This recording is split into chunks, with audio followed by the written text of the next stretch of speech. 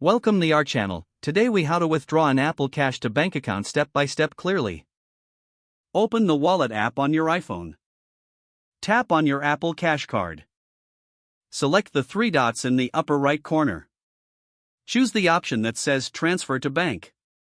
Enter the amount you want to withdraw.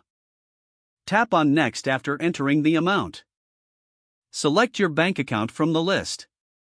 If you haven't linked a bank account yet, tap on Add Bank Account and follow the prompts.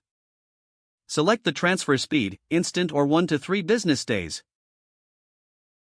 If you choose instant, confirm any fees associated with the transfer. Review the transfer details to ensure everything is correct.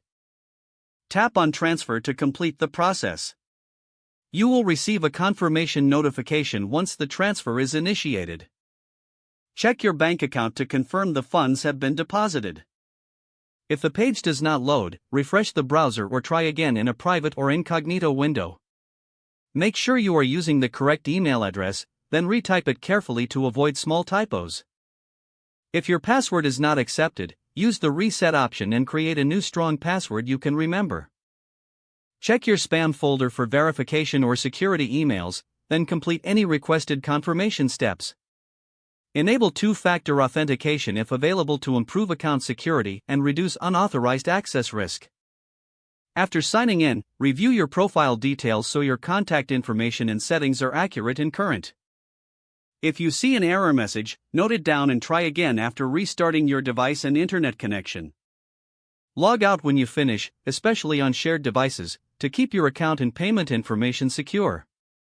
If the page does not load, refresh the browser or try again in a private or incognito window.